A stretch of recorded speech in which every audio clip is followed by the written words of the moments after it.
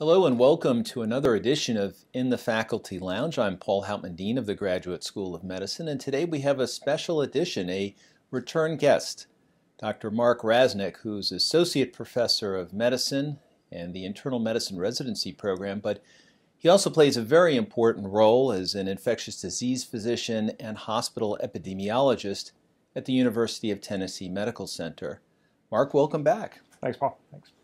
We thought we would take a few minutes today to discuss the status of the COVID vaccine.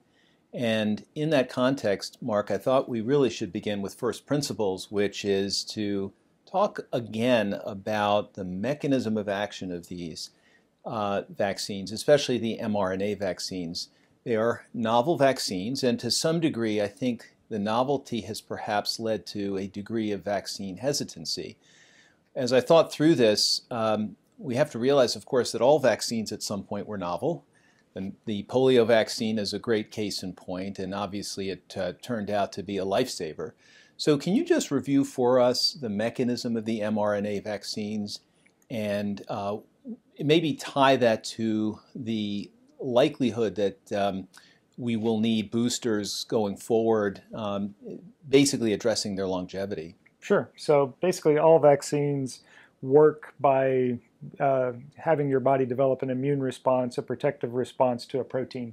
And you can get that protein inside the body in different ways. You can inject dead bacteria or viruses. You can inject live viruses and they multiply in the body and make the protein.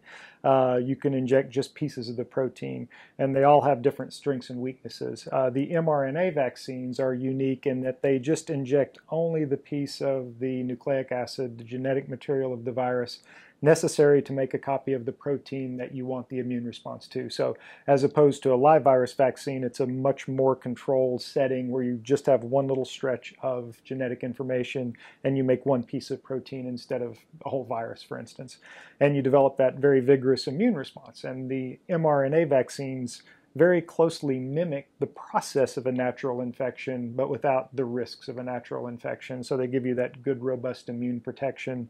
And for the vaccines we have available, the two mRNA vaccines, the Pfizer and the Moderna, those are both mRNA. But even the Johnson & Johnson vaccine is very similar because it still introduces a piece of nucleic acid inside a dead viral shell, basically, and uses that to transport it in. And it makes a copy of the exact same spike protein that the other vaccines make a protein from. The end result is you have antibodies directed against the spike protein of the coronavirus, which helps protect you against later infection with all three of those vaccines.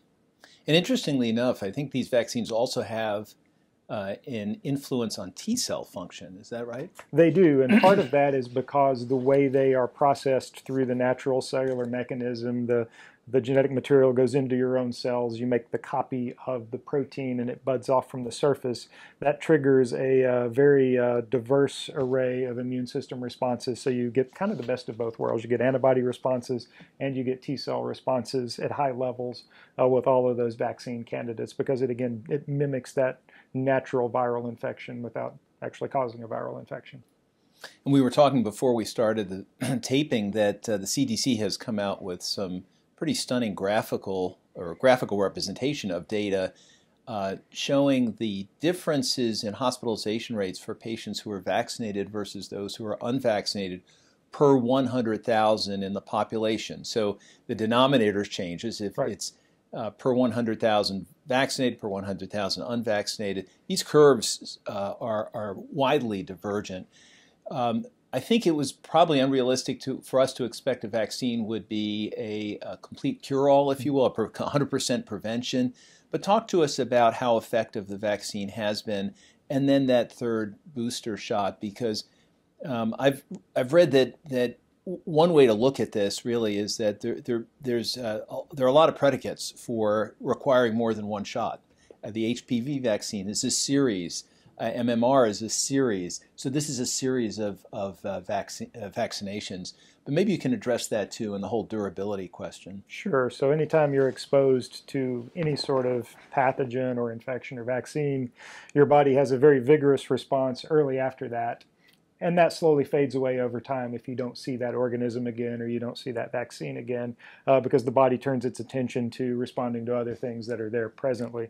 And so we know with flu shots, we have to get a vaccine dose every year, even if the flu virus hasn't changed much, because the vaccine we get in the fall of one year, by the spring, your response to the vaccine has faded considerably. And then by the next flu season, you have some protection still from last year's vaccine, but not a lot. So you need to boost that immune response periodically with even a similar vaccine product. With COVID, a couple things happened. One, with COVID, there had been several months between the initial vaccines and the summer wave of Delta that showed up. And so the natural loss of immunity, it had been 6 months or so for most people when the Delta wave came. And also Delta had changed just a little bit, and the immune response wasn't perfectly matched to the Delta virus. And so we sort of needed a higher level of antibodies anyway to better contain Delta. And so those booster doses were approved earlier this fall to try to account for that, both the drop in immunity over time and the fact that you needed a slightly higher level to just contain Delta because it wasn't perfectly matched. But even before boosters, we did have breakthrough infections, but most of them were mild. And even before we were doing boosters, we saw just at our own internal numbers that the vast majority of patients being hospitalized were unvaccinated patients. We still had some people vaccinated that were in the hospital. It wasn't controlled data, but again, the recently released CDC data that does have better numerator and denominator that you're alluding to still shows a profound effect of even just 2 doses of the vaccine at protecting you from being hospitalized or dying from COVID infection. There's also been data recently publicized from Israel looking at what that 3rd dose does, and it restores the vaccine from keeping you from getting sick at all to a very high level of protection. Again, getting that protection back into the 90 to 95% effectiveness at keeping you from getting sick at all. And so 2 doses of vaccine work great. 3 doses work even better. We will know over time whether a dose every year to just maintain that very high level of defense against COVID will be necessary. We would certainly hope at some point you would have enough and you could just stop. There are some viruses that change very little, where once you're immune from your childhood vaccines, you're immune the rest of your life, like measles. You get 2 doses of measles vaccine and you're finished. But that's because measles doesn't change. It's basically the same virus it always has been. Respiratory viruses like COVID tend to change a lot. And so we'll probably need, as long as COVID is circulating, periodic adjustments to the vaccine, periodic boosters, just to maintain a high enough level of protection to keep people from getting in the hospital, to prevent deaths, to basically make this, something akin to the common cold rather than a lethal pandemic virus. And we talk about the mRNA viruses. There are 2. Do you think that there are any significant differences between them? I guess the delivery system is somewhat different, but conceptually they work the same way. Correct. And there was some data that Moderna might be a little bit more potent, but we're really talking at the margins. At the margins. And Moderna used a slightly higher dose of mRNA. I believe it was a 50 microgram amount of mRNA that they used in their vaccine, whereas Pfizer was a 30 microgram dose that they used. And so maybe the Moderna had a slightly higher lasting effect. Moderna had slightly higher sore arm rates and fever rates after the initial dose, and so it did appear to be a more potent vaccine from the outset, and it generated a longer lasting immune response. But you're right, at the margins. It was a few percentage more effective rather than dramatically more effective. Both are just outstanding vaccines by any standard. And we have to remember where we were a year ago and compared to where we are today. So Yes. A big step forward. Let's turn the tables a little bit, talk about safety, because we've heard a lot about this. And I'd like to get your take on it, but also perhaps focus on some subgroups, pregnant women or women who are planning on getting pregnant, for example. So that is the most encouraging part from a safety standpoint, in that we have robust data from post-marketing surveillance, even though the clinical trials in pregnant women have not been completed and published yet.